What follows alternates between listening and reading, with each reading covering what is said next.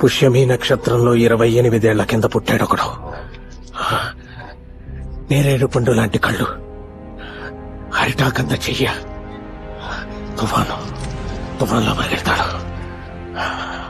ఆనాలు కట్టేదలా? వాడి పిలుపు నీకు వినిపిస్తుంది. వాడి దగ్గరవగానే పంచభూతాలు కొంతెత్తి చెప్తాయి.